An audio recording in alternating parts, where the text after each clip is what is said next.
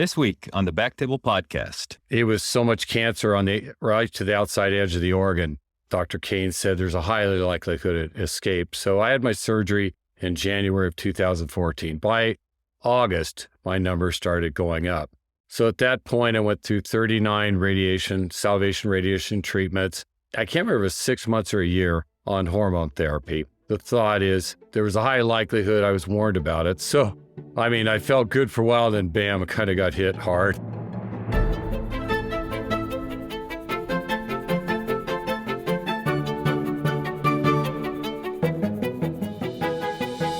Hello, everyone, and welcome back to the BackTable podcast, your source for all things urology. You can find all previous episodes of our podcast on iTunes, Spotify, and at backtable.com. This is Aditya Bagrodia as your host this week, and I'm thrilled to introduce our guests today. We have Marc McGuire and Pat Scheffler. Now, this is a little bit different than our typical format where we generally have urologist. In today's episode, we actually have two patients that have been treated for prostate cancer, and Pat and Marc have kindly agreed to share their story, their prostate cancer journey, so us as providers may have a different set of insights on what some of the most pressing things may be for patients, and certainly so patients may also realize that some of the things that they likely experience are not unique to them. Thank you, Pat and Marc. How are you all doing today? Doing amazing. Thank you. Doing fine. Appreciate it. All right. So for many men, their first kind of interfacing with prostate cancer or the possibility of prostate cancer starts with a PSA test. And maybe I'll just ask you, maybe Marc, we could start with you. When was the first time that you started getting a sense that something might be going on? I actually didn't have any sense whatsoever back in September of 2013. And it's unique. I was actually in a restroom and there was a gentleman 10 years older than me, and he's huffing and puffing. And the first thought I had is, wow, the guy probably has prostate cancer. And that's all I knew. I just thought that's an indication. I went back home. I was up in Idaho. 2 weeks later, I had a bad ear infection from surfing. Thank God my doctor from 12 years was not in. There was another doctor there. And I said, hey, I turned 60 a few months ago. Is there anything I should check out while you take care of my ear? So he gave me a blood test. I had a PSA of 13. I had a granular cancer with 0 symptoms. He saved my life. Okay. Pat, tell us a little bit about your kind of early days. Well, I also had no idea at all. And in fact, the way I found out was that my son owns an insurance agency, and I was helping him hit a bonus. I didn't need more life insurance, but I kindly tried to help him out. And poor guy called me back a few days later and said, hey, listen, Dad, you need to go to the doctor because we got your result back for your PSA and it's probably wrong. And I said, okay, no problem. And he said, it's, last year it was 4 and now it's 37. And so that's how I found out. I obviously went through to the doctor and took additional steps, but I had no symptoms that I knew of. Thinking back, there might have been some symptoms that retroactively I'm thinking that might have been related to it, but I didn't have anything that I knew of at all. And that time I was, 55 or so. And that's how I found out. So tell me a little bit about that kind of time frame from receiving your PSA test, understanding it's normal, awaiting the consultation with the urologist. What was that period like? For me, the first thing I did was what everyone does, which is the worst thing you can probably do. And I hit Google, right? So, I was looking at the numbers and I was trying to stay calm and sort of recognize that, there's a chance that it was a false number, but realistically think that it was correct. I just kind of stayed calm after the first, couple of hours of looking at Google and of course, assuming the worst. And I thought, listen, I've been positive my entire life. I've been blessed with the ability to look at things and try and be positive regardless of what it is and let God kind of sort it out as long as I'm proactive in the way that I approach it. And that's what I did. Obviously you have a lot of things that go through your mind initially when there's that big unknown, right? Obviously it wasn't very hard to figure out that the velocity and a PSA that went that quickly from one number to another might be a thing that isn't great, right? So a lot of things went through my mind where, I'm thinking the worst case scenarios. I'll never forget the moment that I found that out, that it went from that number. I remember my daughter of 3 kids was about to graduate college. And I thought to myself, there's no way I'm going to miss her graduation, right? And it's kind of irrational thoughts that you have like that, because that's not really something that would, normally happen with that kind of a thing. But beyond that, though, then I collected my composure and I just went through in a proactive sort of, mechanical way to, find the best treatment for me. And that's how I kind of process it. And it went for me. How about you, Mark?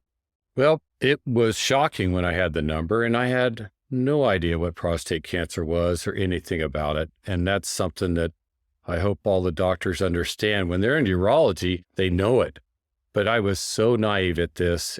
I had no knowledge. So when I found out, the first thing I did, my wife and I did a lot of research, found out what was going on. We interviewed a radiologist and 3 surgeons and picked their brains a lot. And we chose to go to UCSD. Fortunately, Dr. Kane was one of the surgeons that we interviewed, and the team approach, I really liked that. And that's what sold us going there. Well, we're absolutely going to get to the diagnosis. When you have a PSA test, there's a suspicion for cancer, but you don't have a diagnosis of cancer yet. Both of you all mentioned speaking to the families. One of the things that I've noticed is many men don't actually share with their spouses, with their children. And clearly the idea is to not alarm them or worry them. Did you all kind of wrestle with any of those types of emotions early on, just with the PSA that something's not right here? I'm a normal, healthy man kind of cruising through life, and this is the first thing that's kind of hit me. Were you open and candid with the family from time point zero, or did it take you a little while to get there? I thought my wife's my advocate, my partner, and my son, and we just researched it as a team and went right at it right off the bat. Yeah, that's a great point. I think that's one of the issues with prostate cancer. A lot of men don't do that, right? And it's a stigma. And I think that a lot of guys, at least what I've learned with my experience with talking to hundreds of men over the last several years, is they don't do that. I, again, was fortunate and blessed to have had sort of the support aspect of it. And I went to my wife and my family and we, spoke about it. And it was a team effort all the way through for us. Pat, you made a great point. I believe it's the biggest secret in the world. And I think a lot of it came from, in the previous surgeries, were radical surgeries. And it took a man's manhood away. And they didn't talk about it and they didn't share it. The ego got in the way. And now with the robotics and the different treatments, it's not like that. But it's the biggest secret in the world. I had never heard anything about it. I understand your point when you're talking about that. Yeah, I mean, we all do this in some shape or fashion. I've got small kids. They don't know everything that's going on in my life. I don't want to worry them. And, some aspect of that probably is a evolutionary thing that stays with us. But seeing many, many patients with prostate cancer, even the elevated PSA can trigger an adjustment change. It's the first time they're kind of thinking about things like cancer, their own mortality, and they can end up in a dark spot. Okay, so we've got our PSA, we've got a visit with a urologist, and the urologist tells you ultimately maybe some other testing, et cetera, but you're going to need a biopsy. Walk us a little bit through that procedure, and then maybe even just a step beyond that, the biopsy, and then waiting for the pathology result, not you haven't even received the news that you've gotten cancer yet.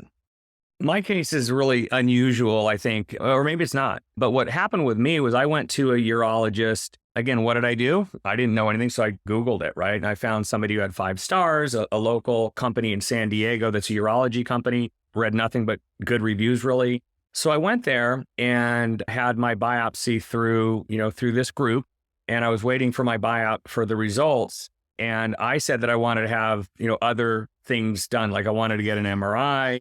And I was told that that's not how you do it, right? You wait for the biopsy results and then you move forward with the other things. And I'm kind of strong-willed. So I said, well, that's fine, but I'm going to do it, my way, right? I mean, I'm going to be proactive and I'm going to get, some MRIs and, go through the process that I kind of wanted to go through. And so what happened with me was that we did the MRIs and then I went back for the results of the biopsy. And in the meantime, though, he had called me back after looking at the results of the MRIs.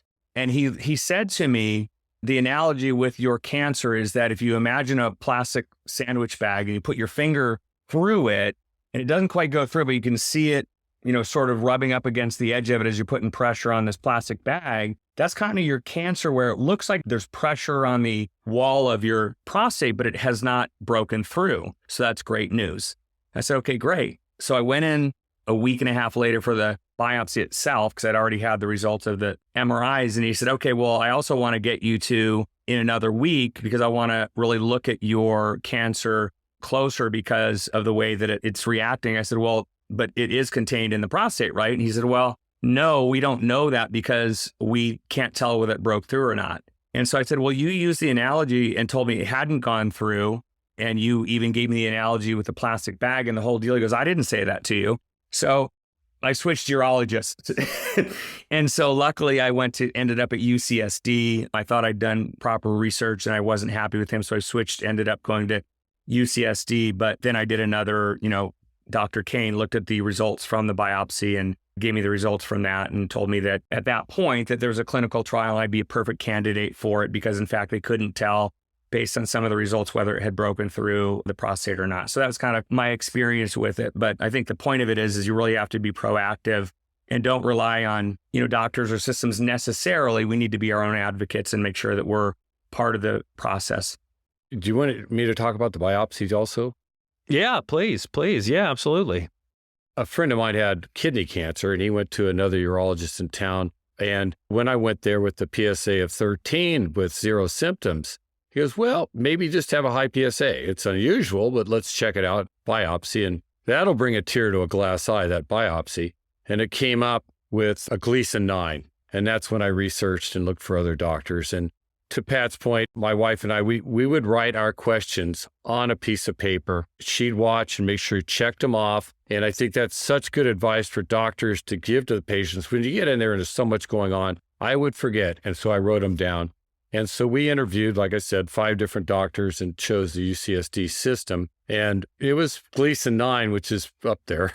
So we knew we were on a ride. Well, I was just going to mention, these days, it's a little bit of a new world that we live in where you go in and see your provider and they order a test. At least for most laboratory tests and imaging, you're going to get that result many times without any context before anybody's discussed it with you. For pathology, there's a little bit more of a grace period, if you will, so that your provider could maybe call you. I would imagine that it would be somewhat disturbing to get a text message that said you have a MyChart message and you open it and it says you've got cancer. So what I do in my practice actually is I'll, once their biopsy result comes back, I call the patient. I say, hey, listen, there was cancer in your biopsy. We're in a highly manageable situation. And I send them a QR code to kind of a introduction to prostate cancer and also vetted resources from the internet for them to peruse and educate themselves so that when they come in, it's not this deer in the headlights, nothing's getting synthesized because they're just like, wah, wah, wah, I've got cancer. And there's zero chance to calm down, process, and ask the right question. You don't even know what the right questions are. Does any of this resonate with you all? I think that is such great advice you could share with the other doctors.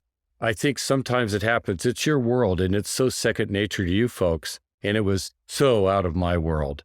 That's a gift that would be very helpful for the patients to get that. Yeah, vetted information is the key because there's nothing wrong with the internet and information it provides, but it's the problem with it is the misinformation, right? So obviously that's huge. And I know Dr. Kane did the same thing. He called me and said, listen, it's manageable. It's, it's unusual, but he was very candid. Again, I won't ever forget the moment he called me, 5:30 on a Friday. I was getting ready to go in for a haircut and he called me. I couldn't believe it. I could sleep that weekend, right? Because it was a voice of reason. And so that's a great, great idea. And by the way, each time I went in all the way through the whole multiple years, I didn't hear anything that the doctor said. My wife was with me, luckily, and she was able to translate when we left what he or she said, because you don't hear it. I mean, you tried to, and your mind is way faster than your ears. She was sort of my ear. So that's a great point too, Mark. Yeah, Pat, by making that list, it forced ask the question and listen to the answer. Because it is a spin when you're there. Okay, so you've got your diagnosis. I think there's typically some shock, some adjustment that kind of comes along with it. And, I think many times we just try to, suck it up and face it and get through it. And then I've certainly noticed on the provider side, there's patients where the wind is totally knocked out of their sails. They came in one day for an elevated PSA consult and they're, chipper and active, and they come in not 3 weeks later after having a biopsy with a diagnosis of cancer and, they're a shell of themselves. Did you all experience any of that after the diagnosis, or was it just like, all right, it's time to get to work?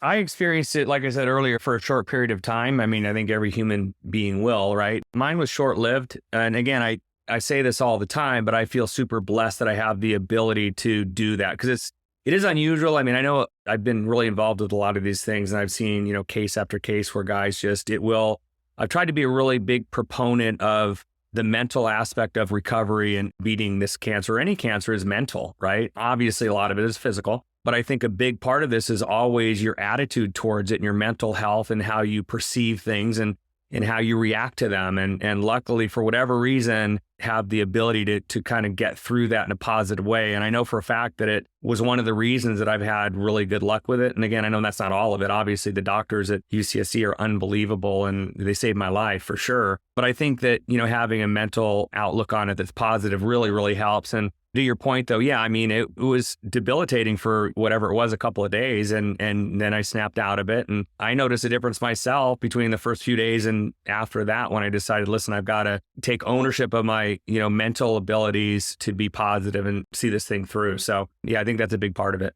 I think it is important that the providers meet the patients where they're at, do a proper intake to see if they need anything from cancer center support services, psychosocial support, emotional support, spiritual support, any of that type of things, because I'd like to think it isn't, but it can be matter of fact. It's your patient number 26 out of a 32 patient day. You've already seen 5 new patients with prostate cancer. It could be easy enough to say, all right, you got cancer, we're going to treat it, you should be fine.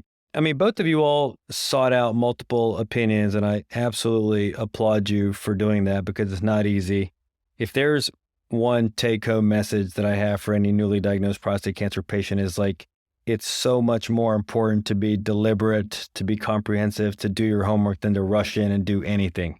Nearly certainly with prostate cancer, that tumor's been in there for years and years, and getting something done in the next 10 to 15 days is not going to be the difference between cure and not cure, but getting something done that you either regret or wasn't done perfectly is something that could impact your life. I think also something that's helpful is that it is a challenge when you hear that and you want to get your head around it, you want to have the right attitude, is some of the solutions that are available for the patient, whether it's radiation, it's hormone, it's surgery, some of the new treatments that are coming into the world. So there's some carrots out there that we can go a long way to curing you and getting you on the right path. And that's what I really felt confident talking to Dr. Kane and some of his team members. So that gave me the confidence, the energy to man up and fight through it. Did you feel like you had a good understanding of all of the options that were available? And that was something that was encouraged you to learn about all those options? Yeah, it was painted really clear. And with the high level and the Gleason 9 biopsy, they were real clear that there's a high likelihood it had escaped. Didn't have a tumor, so I had no symptoms. And then so I did a Rituxan clinical trial out of UCS. Well, I don't know where it was centered. Had the infusions done there at UCSD. I did 4 infusions, 4 Fridays in a row through December and January. And then January 26th, 2014 is when I had the prostatectomy with Dr. Kane performing it. So he came up the day afterwards, I think, somewhere around that. And he had said, apparently we do the prostatectomy, they roll it in some dye. So when they could see how close the cancer is to the outside edge, he said, it's highly likely that it had escaped the organ. And he mentioned the salvage radiation and the Lupron. Okay. How about you, Pat? Did you kind of consider surgery, radiation, clinical trials? How did that process go? Yeah. And like I said, I was almost overkill, right? I mean, I went and talked to 50 patients who had it in different areas of the country. I talked to people at the Mayo Clinic, and I talked to people at UCLA, MD Anderson, I mean, everywhere, right? I talked to doctors. I did so much research, and ultimately, I mean, after the first snafu, and I ended up at UCSD, but through UCSD, I was super educated and made fully aware of every option that was out there. And again, I really think it's important for patients to take ownership and be proactive in their search for what's best for them, right? Because I think we all know there are a lot of different treatment options, and it's so complex in terms of how many different types of treatments there are depending on the cancer and the staging and all that kind of thing. So short answer is yes, absolutely. I felt comfortable when we went into the clinical trial that was the best for us. Perfect. So When you were deciding, let's just say broad strokes, standard options, surgery, radiation, clinical trials, from the patient side, and it's so hard for me not to introduce my own biases from the provider side, what were the factors that were kind of driving this decision? Well, for me, it was the simplest thing in the world. For me, since they didn't know definitively whether it had escaped the prostate, which is generally when you look at prostatectomy, I wanted it out, right? I wanted it out of there. And I just felt as if though the way I was leaning anyway, before I was introduced to the idea that there was this clinical trial, which to me, the one I was on was kind of the best of both worlds, right? You get these treatments and you get the surgery and then you have continued treatment. So it's kind of multiple tiered approach, right? Versus just surgery or just radiation or just treatment other than surgery. So for me, it was kind of a no-brainer, but my personal mindset was I have cancer in the prostate. I want to remove the prostate. So it was really an easy decision for us. And again, the fact that there was a clinical trial attached to it, including surgery, made it really the easiest decision in the world. And I can see where a lot of guys would struggle between the different modalities, but for us, it was a really easy, real clear choice. And same with me, Pat and Aditya, it was clear it had to be a prostatectomy. I was well educated through Dr. Kane and then also the people I interviewed. I would like to make also a comment. One of the people that I interviewed was a radiologist, a radiation treatment. And this gentleman said he could cure this cancer with radiation. And he was part of a team. I met his partner that performed the robotic surgery, and she said that he would have to turn that into a lump of coal to cure a Gleason 9 with radiation. And they were actually team members. And this doctor that stated that, I told him the next doctor I'm going to be talking to is Dr. Christopher Kane. So I left. He actually came out the back door of the clinic and goes, "Hey, Mark, one thing I want to let you know. Sometimes Dr. Kane and I have kind of bumped heads a little bit, so take what he says with a grain of salt." Well, it turns out Dr. Kane has had to have prostatectomies performed them after he's fried someone's prostate and not cured the prostate cancer. And you guys know better than I, but it's very difficult to do a surgery on the elasticized, cooked, radiated tissue. So thankfully, this guy's partner said, "You look at that doctor and ask him if he would recommend that to his father or his brother," and he won't. And she saved my life, I think, too.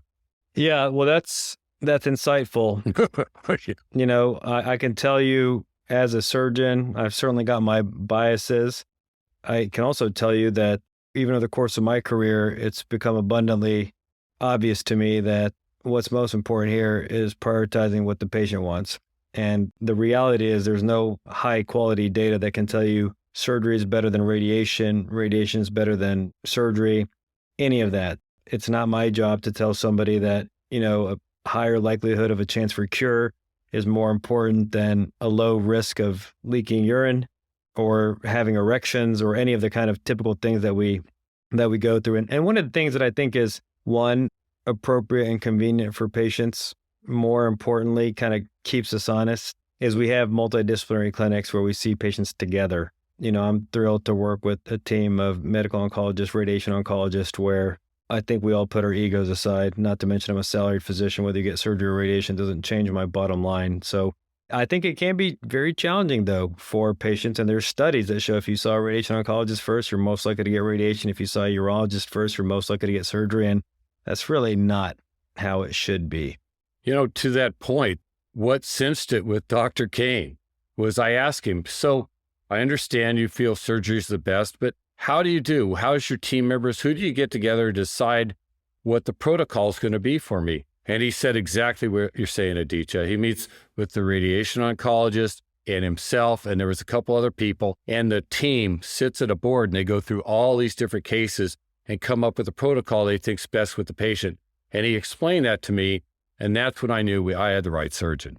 I was just going to point out, not to beat the drum, but that's why I think that it's so important that patients do their own due diligence, or they're proactive in their care. They're their own best advocate. And I think it's really important because, like you said, I think that there's going to be natural tendencies, biases by doctors. And But again, the data that I've seen doesn't suggest one or the other is really better. Although I have my own opinion on that, right? I think that's, again, the sort of theme here for me is that people really need to be, patients really have to be proactive and just don't go out and do whatever the first thing they hear is, no matter who they hear it from.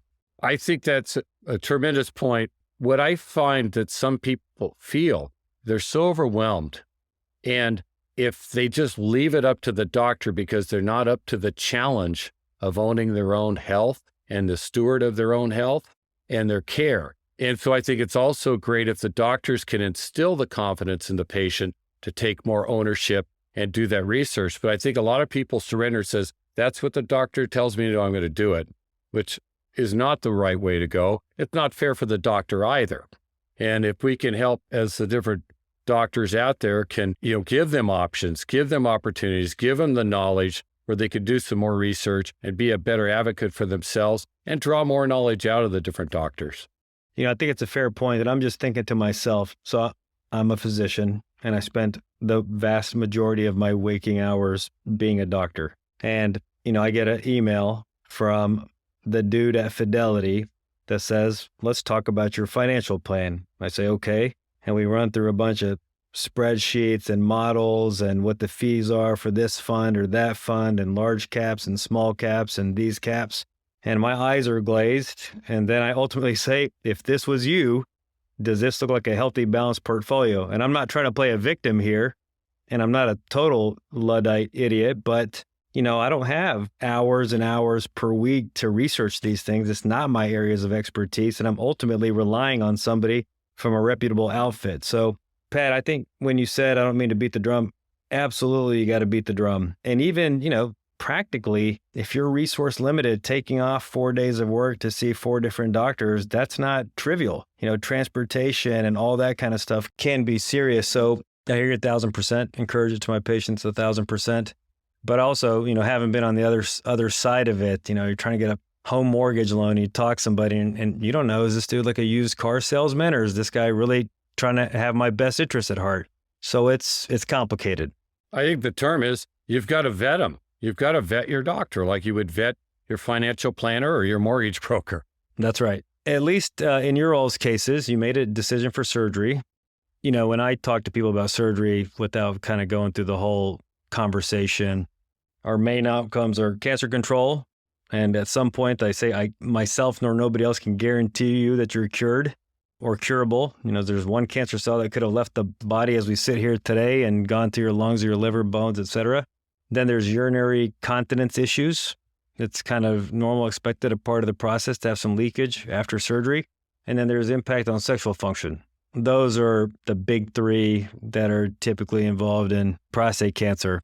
It's a little unfair since we all know and like Chris Kane, but do you feel like the conversation of what to expect and what actually transpired, did they gel? Or was it like, oh my God, this is way different than what I anticipated? Or, logistics, did you go to CVS and buy a bunch of men's diapers? Like, walk me through those early phases.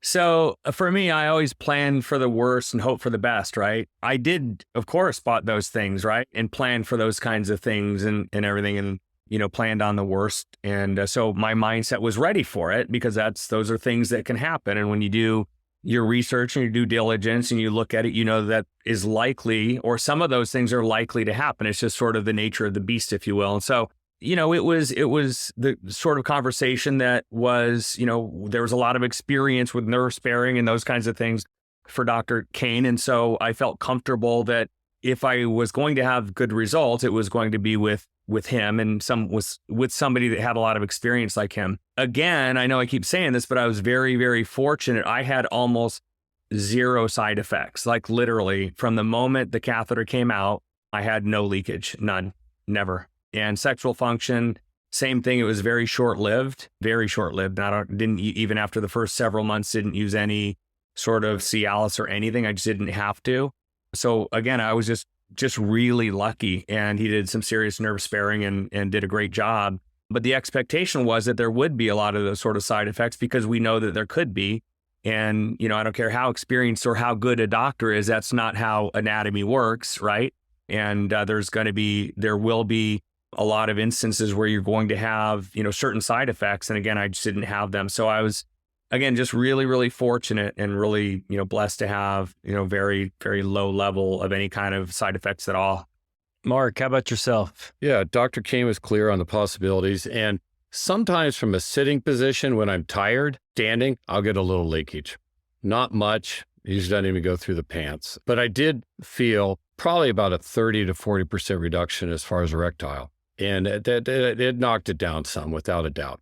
One of the things that I thought was interesting, that I've talked to hundreds of people, and the only one I know that I've heard, Dr. Kane prescribed a quarter of a Viagra for the first several months to increase blood flow in that area.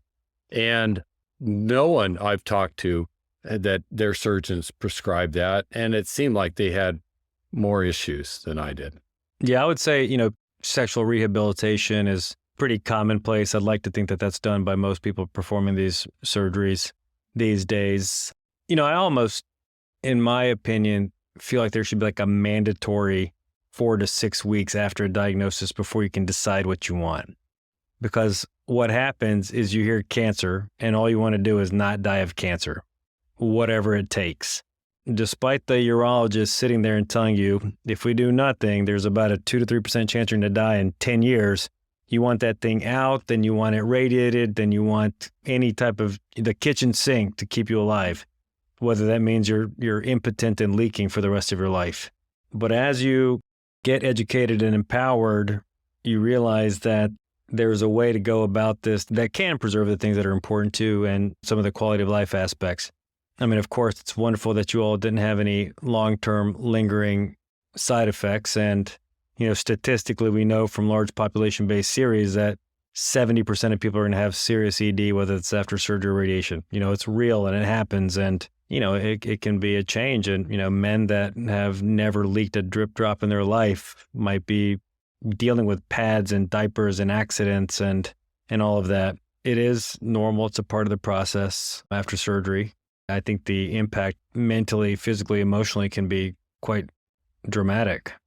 I mean, the one thing I'll add is that I do know that you had said earlier, we're talking about guilt and those kinds of things with diagnosis and your family and not wanting to worry people and things like that. Is the guilt I've had really, honestly, if any, is when I do talk to people and groups and give talks and those kinds of things and try and help people get through it, is I recognize that I've had such a non-negative experience, right? I don't know if anything's positive about cancer, but I've had so many things that have gone my way that it's almost like, hey, listen, this is great. I didn't have any side effects. And it's almost like, it's kind of a fine line, right? I want to tell men and I want to encourage them and I want to have them be their own advocate. I want them to make their own choices. I want them to be positive and all this kind of thing. But at the same time, it's like, well, yeah, but Pat, you didn't have any, you've had no problems the whole time. I go, yeah, but I did have stage 3 cancer. And I think that the mental part of it really helps. So not to go in some sort of a tangent about mental health and the mental part of this whole thing, but I think that that's where the guilt comes in a little bit, where I've had such good success with the treatments that I've had and experienced that I think that that's a little bit tough. But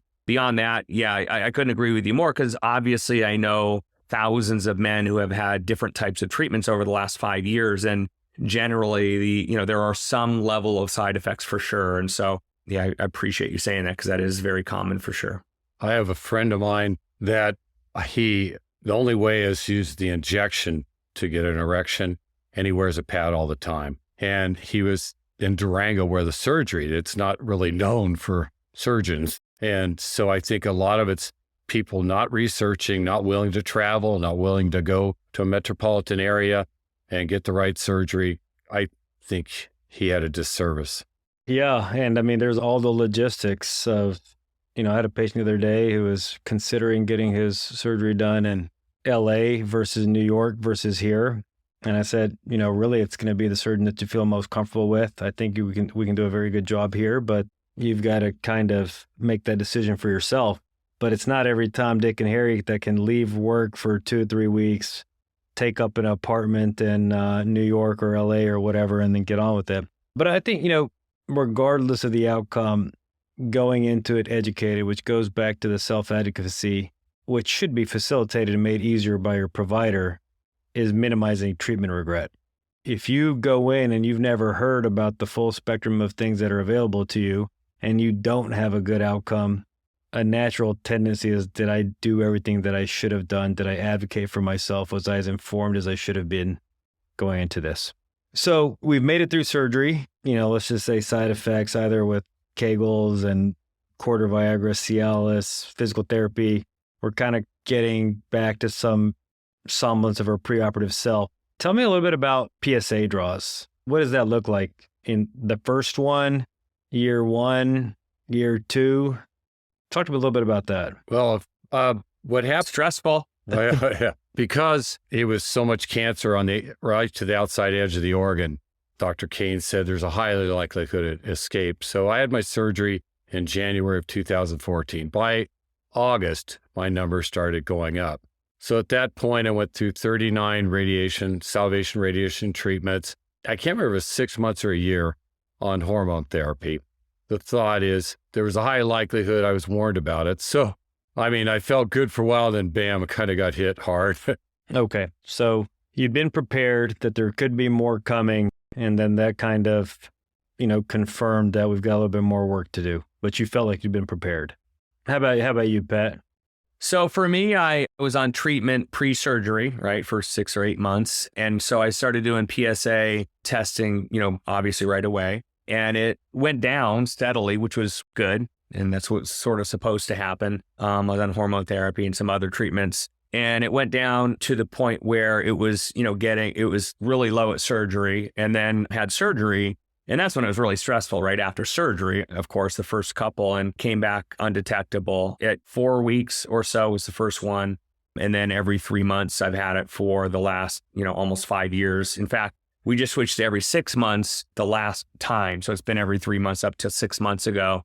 But even 5 years later with undetectable, still it's naturally stressful, right? And so obviously with me, since it's been undetectable, it's been good. We've been really happy with that, obviously. So along that line, it was 3 months, then dropped to 6 months. Then in April of 2020, my number started climbing. So it was less than 0.001, and it climbed every 3 months between 50 and 100%. And it has continued to climb. And then as the numbers gotten larger, my last test was in November. I had a PSMA, couldn't find any cancer cells, and my number was 1.67. I just had a blood test a couple of days ago. It's gone to 2.43. So I had a 50% growth in the last 3 months. So I'm looking at something huge coming up. Well, I appreciate you sharing that, Mark. It's not always easy. PSA testing, whether it's men on active surveillance, whether it's men just getting a PSA testing, it seems like there's likely no lab test out there that causes more anxiety and consternation than a PSA test. Ironically enough, I think that this is another space where doing your homework, hopefully emphasized by your providers, that most of the time you're going to be okay. Obviously, it's a pretty major fork in the road, cancer, no cancer. But again, just to kind of know, if you were my patient, when you had a PSA recurrence, I would say, hey, listen, if we did nothing at all, it would typically be about 8 years until you develop a metastasis. And then if we continued to do nothing at all, it'd be another 5 years until you died. And most men, in their 70s or so, if you say that you've got 13 years, if we do nothing, and I'm not proposing that we do nothing, that kind of diffuses some of the anxiety out the gates. But, I think these test results are stressful. We kind of live and die by them. There's this term of scanxiety, largely for CT scans and so forth, and there ought to be one if isn't already for PSA testing. But how is that news broken to you, Mark? When the climbing was going up, when I got over 1.0 is generally when the insurance companies and the protocols, from what I understand from Dr. Millard, who I see every 3 months. And I was 6 years of everything was fine. So it started just about a little under 3 years ago. And he's been very good about saying how slow growing it is. He's seen people with outrageous numbers and also different things using the hormone therapy where you hit it for 6 months. And if the numbers are dropped, you back off. So then you're back up to yourself again. The other thing, when we talked a couple months ago, I think would be also really helpful for patients is what's on the horizon. What's the carrot we can look at? Bless you, Pat. I hope it goes perfect. If something should change, what helps hang on is, well, they're working on all these different things. There's hope out there. And what's so ironic also about the PSA test, it's pretty definitive. It's a huge benefit for our health, where from what I understand of breast cancer, they don't have any number or any test. It's finding masses. So in one sense, it's stressful as crazy, but the other sense, it's pretty definitive too. When you're seeing no growth with you, Pat, and you see that number, you feel great. But some of the other cancers, from my understanding, you don't get this read like that. So it's bittersweet. Part of it's fantastic and part's scary as heck. Yeah, appreciate you sharing that, Mark. And you're absolutely right. I mean, the community, certainly here at UCSD, we're always trying to not just provide the standard of care, but to push the envelope. And, both of you all mentioned being enrolled in clinical trials, that's a leap of faith. But, in some form or fashion, it's conceivable that's why you're here to tell the story, which is amazing. Tell us a little bit about that decision. So for me, it was a perfect storm of greatness, right? I mean, I had, come across Dr. Kane after doing all this, research and all these things and felt super comfortable. And at that point, I'd made the decision to have surgery, right? And so I was really comfortable with having surgery with Dr. Kane. And then on top of that, the clinical trial came across. And like I said, it's sort of the best of both worlds, right? It's this treatment pre-surgery. And then in my case, it was treatment post-surgery. So I had all this treatment surrounding the surgery and surgery in the middle of it. And so, and by the way, Dr. McKay I love her. We love her. She's just amazing. And so, Dr. Kane as a surgeon is great, and Dr. McKay. And so it was just a super, super natural and easy decision because, again, it was something we were already going to do. It's almost like you have what you wanted, plus you're getting all this other stuff mixed into the equation. So for us, it was a perfect storm of blessedness for sure. And so we just had an amazing team on top of that. So it was a really easy, real good decision for us. And for myself, Aditya, my wife's mom takes Rituxan for rheumatoid arthritis, which I guess I heard it starts from lymphoma. And from my limited understanding, it's the way the prostate cancer cells stick to the white blood cells or some white cell. So it made sense in my limited understanding and knowledge. And I felt I didn't have anything to lose. I was a Gleason 9. Rituxan's been used. I mean, my mother-in-law is using it. So I didn't feel it was a high risky type of treatment. And so and then it could help cure other people. I thought that was a fiduciary responsibility also to participate. Yeah. And I mean, not clinical trials and some of the testing we do, we do germline testing to see if you have any hereditary cancer predisposition genes. And I think that can also be heavy. You're thinking about children, if you have children, siblings, maybe just a word on that, making the decision to do that or not.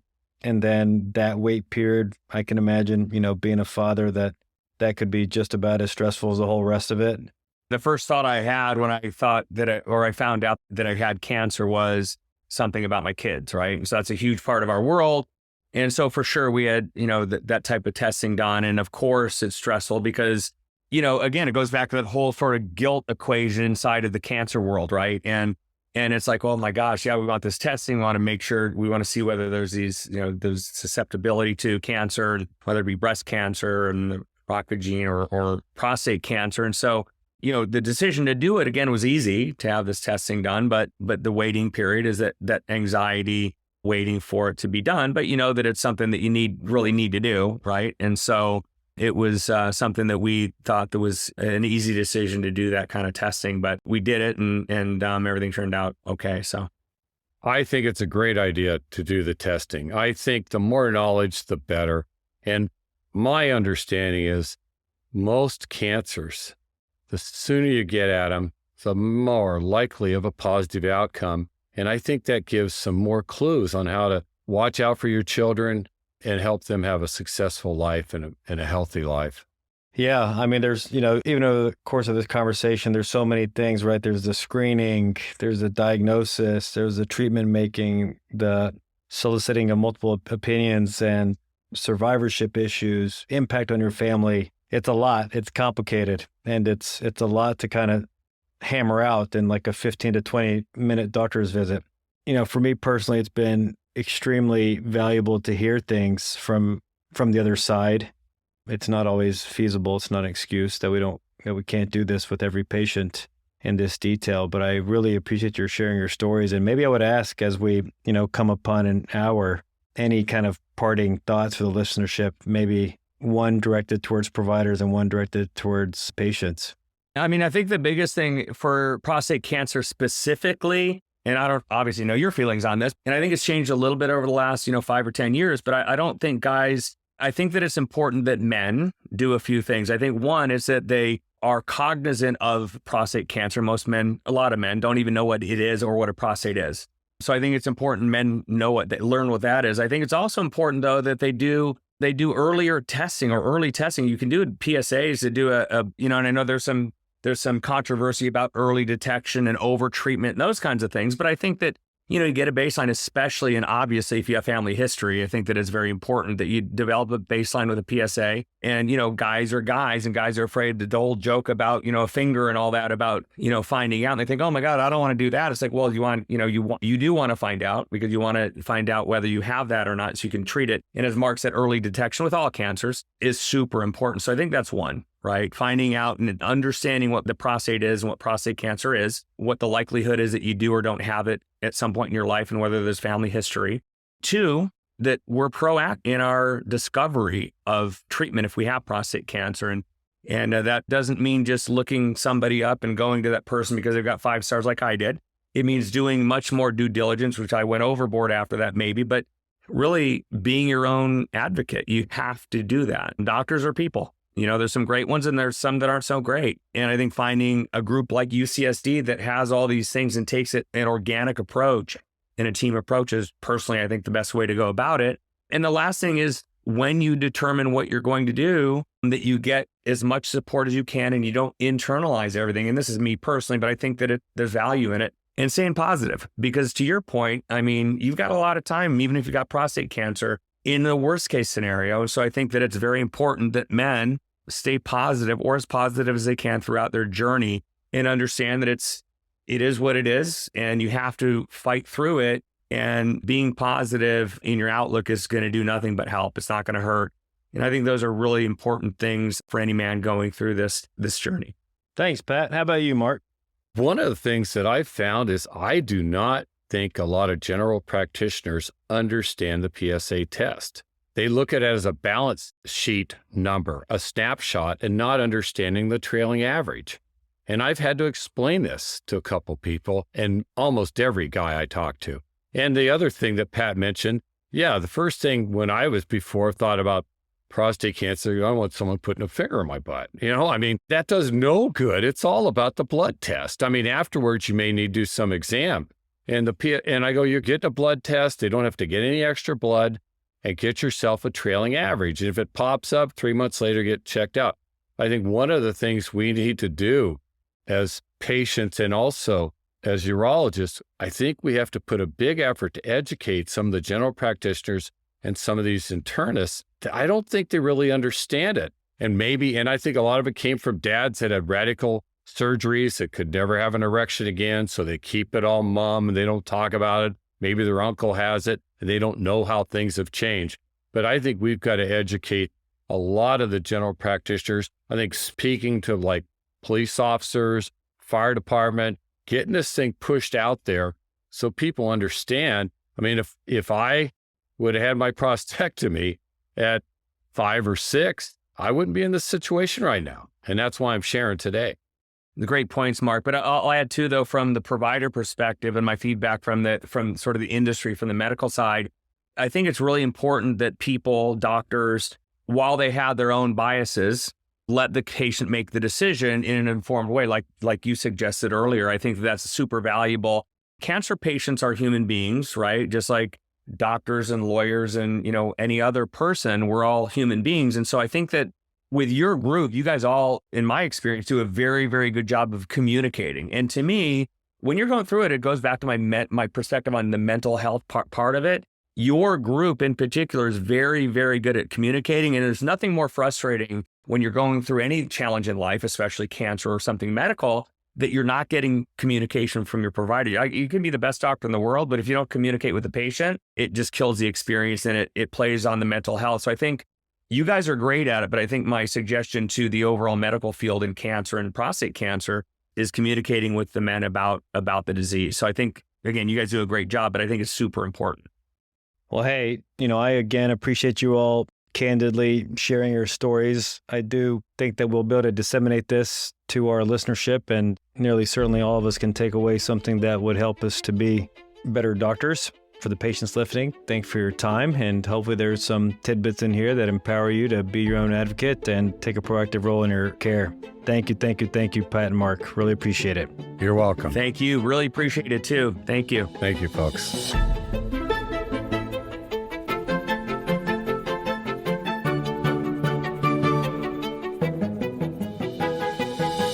Thank you so much for listening. If you haven't already, make sure to subscribe, rate the podcast 5 stars, and share with a friend. If you have any questions or comments, DM us at _BackTable on Instagram, LinkedIn, or Twitter. BackTable is hosted by Aditya Bagrodia and Jose Silva. Our audio team lead is Kieran Gannon, with support from Caleb Hodson, Josh McWhirter, and Ness Smith-Savadoff. Design and digital marketing led by Brian Schmitz, with support from Ishan Sangwan and Vedavi Patwardhan. Social media and PR by Chi Ding. Thanks again for listening, and see you next week.